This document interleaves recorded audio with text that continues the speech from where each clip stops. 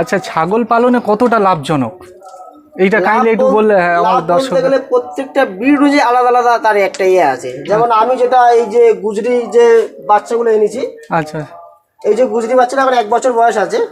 গুজরি এই একটা গুজরি মেল বাচ্চা আছে, এই একটা ফিমেল আছে, এই একটা যে ফিমেল আছে লাল ফিমেল বাচ্চা, এটা ম্যাচিউরড হয়েছিল, প্রেগনেন্ট হয়েছিল, মানে কারণবশত হচ্ছে কি 2 মাস প্রেগনেন্টে বাচ্চাটা নষ্ট হয়ে গেছিল। আচ্ছা আচ্ছা, আমি সেরকম গুজরি এখন পাটা পাইনি বলে এই বিটটাকে হিটে এসেছিল, আমি এটা ক্রস করাইনি। আচ্ছা আচ্ছা, ক্রস করাইনি। এবার এই গুজরিগুলো কথা বলি, এগুলো হচ্ছে কি একটা ধাড়ি থেকে বছরে মানে সবকিছু বাচ্চা এ করে করে খরচা বাদ দিয়ে 15,000 টাকা প্রফিট, মোটামুটি প্রফিট থাকবে একটা এর থেকে। আচ্ছা, এক বাচ্চা হয়ে যাবার বিক্রি করে একটা ছাগলের প্রতি 15,000 টাকা বছরে, এবং যদি 10টা বাচ্চা থাকে ওখানে 10টা বাচ্চা না, এবার 10টা যদি ধাড়ি থাকে, 10টা ধাড়ি বলতে গেলে 15,000 করে হতে তার 1.5 লাখের কাছাকাছি এ আছে 1.5 লাখের বছরে। ঠিক, তার পিছনে খরচাও আছে না। আচ্ছা, এদের খাবার দাবার এবং ওষুধপত্র যদি একটু বলেন। খাবারের গুণাগুণ যদি ঠিক রাখা হয়, যদি গ্রোথটা বাড়ার জন্য মেডিসিনটা অতটা ইউজ করতে হবে না। এবার আমরা যদি খাবারের গুণাগুণ যদি খুব একটা ভালো না রাখি, সেই ক্ষেত্রে প্রচুর খামারিকে দেখেছি মেডিসিনটা প্রচুর পরিমাণে ইউজ করতে। খাবার যদি ওদের ঠিকঠাক থাকে 90% ফার্ম সাকসেসফুল। খাবার যদি ঠিক হয়, খাবারটা ঠিক, diet is health, diet is medicine. ঠিক, ওদের মানে যতটা যেটা ওদের জন্য সুইটেবল সেটাই দিতে হবে। যে আমি ভাবছি আমার এটা সুবিধা, এটা না, কিন্তু ওদের সুবিধা কোনটা সেটা ভাবতে হবে। তার সঙ্গে হচ্ছে কি এটা হচ্ছে অ্যামাউন্টের হিসেব আছে, অবশ্যই অবশ্যই খরচার হিসেব আছে। এই না যে আমি এমন খাবার খাওয়াচ্ছি সেটা হচ্ছে 50-60 টাকা কিলো, তাহলে তো পুরো ফার্মটাই লসে। ঠিক ঠিক, একদম একদম। আচ্ছা, দর্শক বন্ধুরা যারা ভিডিওটা দেখবেন তাদের জন্য ছোট্ট একটা টিপস যদি দেওয়া যায় যে তারা পরবর্তীকালে সাকসেস হবে, এরকম কোনো যদি কিছু বলেন। দেখো, ছাগল ফার্মে লাভ আছে, ঠিকঠাক না করতে পারলে লস আছে। আচ্ছা আচ্ছা, আজ ওয়েস্ট বেঙ্গলে প্রচুর ফার্ম তো ওপেন হচ্ছে, ফের ক্লোজও হয়ে যাচ্ছে। ঠিক আছে, এর সবচেয়ে বড় কারণ হচ্ছে কি সঠিক জায়গা বিবেচনা করে অবশ্যই অবশ্যই করা উচিত। অবশ্যই 100। যেমন আমাদের সুন্দরবন কাকদ্বীপ এরিয়ার দিকে কেউ যদি ব্ল্যাক বেঙ্গল করে চড়িয়ে যদি জায়গা পায়, তার জন্য ব্ল্যাক বেঙ্গল হচ্ছে বেস্ট অফ ব্রিড। অবশ্যই। এবার আমরা যত কলকাতার দিকে আসছি বা আমাদের এখান থেকে গেজিং এরিয়া তো কমে যাচ্ছে না থাকা, অবশ্যই। এবার সেই কারণে আমরা হচ্ছে ব্ল্যাক বেঙ্গল করলে তো স্টল ফিডিং এর লাভ আসবে না, উল্টো হচ্ছে গিয়ে লসের খাতায় যাবে। তখন আমরা হচ্ছে গিয়ে এই রাজস্থানের যে ব্রিডগুলো আছে, গুজরি, আজমিরা, সিরোহি, আচ্ছা আচ্ছা, বা সোজাত বলো, তোতাপুরি আছে। তোতাপুরিটা সেরকম ভাবে কমার্শিয়ালি সবাই নিতে চায় না, কারণ কিছু সমস্যা দেখা দেয়। এই কারণে হচ্ছে এই ব্রিডগুলো হচ্ছে করলে ঠিকঠাক আছে। পাঞ্জাবের বিটেল আছে, এগুলো হচ্ছে গিয়ে প্রফিট, আমাদের যে খরচাটা করি সে থেকে কিছুটা খরচাটা বেরিয়ে আসে। কারণ এগুলো হচ্ছে কি ঈদ পারপাসের একটা দাম পাওয়া যায় এর বাচ্চাগুলো, তাহলে এগুলো যখন বড় হয় তার একটা দাম পাওয়া যায়। কিন্তু ব্ল্যাক বেঙ্গল ঈদ পারপাসে হয় না, কিন্তু মিট পারপাসে হয়। কিন্তু আমরা এখানে যে খাবারটা খাওয়াই সেইভাবে কষ্ট অনুযায়ী হচ্ছে কি আমাদের যে মানে মিট পারপাসে তার লস হবে।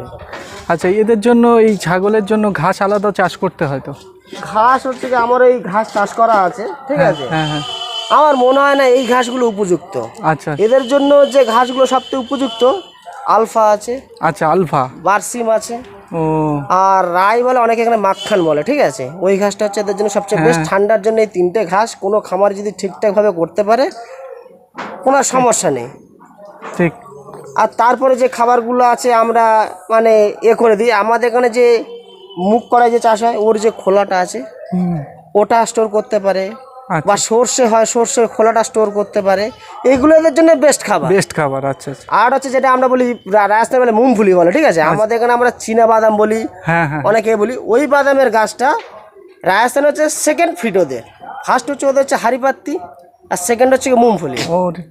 ওই যে মুমফুলিটা আছে আমরা চীনা বাদাম বলি, ওর যে গাছটা আছে ওই গাছটা গাছ যদি আমরা সংরক্ষণ করে দিতে পারি, তাহলে শুকনো খাবারের দিক থেকে এদের খুব একটা সমস্যা হবে না। আর রাজস্থানের ব্রিডগুলো খুব একটা যে কাঁচা ঘাস লাগে ততটা লাগে না।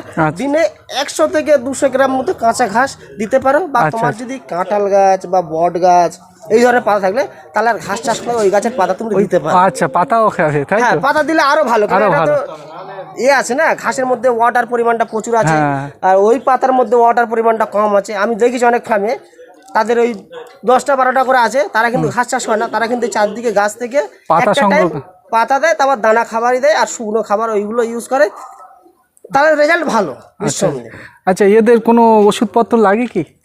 দেখো খাবার যদি ঠিকঠাক দেওয়া হয় সেইভাবে ওষুধটা খুবই কম লাগে। আচ্ছা আচ্ছা আর খাবারের গুণমান মান না যদি হয়, আমার তো অনেকগুলো ফার্ম ঘুরেছি, দেখেছি খাবারের কোয়ালিটি খারাপ হলে কিন্তু তখন কিন্তু ওই ওষুধটা মেডিসিনটা আমাদের বেশি। আর আমরা এখানকার খাবার খাওয়ালে কিছু কিছু আমরা জোগাড় করি, যেগুলো করে খাওয়াই মাঝে মাঝে, ওদের নয় কিন্তু খাওয়ায়, ওরা নাচারে খায়। আচ্ছা আচ্ছা কিন্তু ওদের গ্যাস হয়ে যায়, কারো দেখবে ক্যালসিয়ামের ঘাটতি, এর ঘাটতি, যেমন আমরা এখানে খড়ও খাওয়াই বিচুলি, খড় খাইলে ক্যালসিয়ামের ঘাটতিটা হয়। আচ্ছা লাস্ট একটাই প্রশ্ন করব, এরা বছরে কটা বাচ্চা দিতে পারে? রাজস্থানের এই যে ব্রিডগুলো আছে, হ্যাঁ এরা হচ্ছে বছরে হিসেব হয় না, এদের হচ্ছে কি বলা হচ্ছে কি 14 মাসে দুবার বাচ্চা 14 মাসে, দেয়, ঠিক আছে? আচ্ছা, কিন্তু ঠিকঠাক ব্রিডিং করলে 16 মাসে দুবার নেওয়া উচিত। আচ্ছা মানে এটা এদের মানে এটা ছাড় দিলে মানে মানে এই যে মাদারগুলো অনেক ভালো থাকে। আচ্ছা আচ্ছা ঠিক। যারা খামারি করছে তারা অবশ্যই এই জিনিসগুলো তো প্রসেসগুলো জানবে না। আর যেগুলো ক্রসের যে ধাড়িগুলো আছে ওগুলো আমার হচ্ছে গিয়ে ওরাও প্রায় 14 মাস 13 মাস লাগিয়ে দেয়। ওরাও বলবো না যে বছরে দুবার হয়, ওরা আমার 14 মাস লাগিয়ে দেয়। আচ্ছা আচ্ছা আর আমি ওদের তাড়াতাড়ি খুব হিট করাই না, কারণ ওদের মানে যতটা ওরা দেরি করে মানে একটু দেরি করে হিট করবে তত ভালো দিলে তখন হচ্ছে কি ওদের কি হয়, ওদের বাচ্চার কোয়ালিটি ভালো আছে। যেমন হচ্ছে কি আচ্ছা আচ্ছা এই 4 মাসের খাসি বাচ্চা, আচ্ছা আচ্ছা এটা খাসি, এটা হচ্ছে এর হচ্ছে কি 23 কিলোর মতো আছে। এটা একসঙ্গে আছে, যেমন এই একটা খাসি বাচ্চা প্রত্যেকটা ছোট, ও সেম ওজনে আছে, পায়ে লেগে গেছে, ও আচ্ছা আচ্ছা হাঁটুই লেগে গেছে, না না ঠিক। এই আছে। আর এইগুলো অনেকগুলো বাচ্চা ফিমেল বাচ্চা ভর্তি আছে, আর একটা খাসি বাচ্চা পরে চলে গেছে। ও এবারে লটে 11খানা বাচ্চা হয়েছিল ক্রসে, এই লটে আচ্ছা আচ্ছা 11টা বাচ্চার মধ্যে সবকটা বাচ্চাই ভালো আছে। তো বন্ধুরা ভিডিওটি কেমন লাগলো লাইক কমেন্ট এবং শেয়ার করে জানাবেন। আর আমার চ্যানেলে নতুন হয়ে থাকলে চ্যানেলটিকে অবশ্যই সাবস্ক্রাইব করবেন।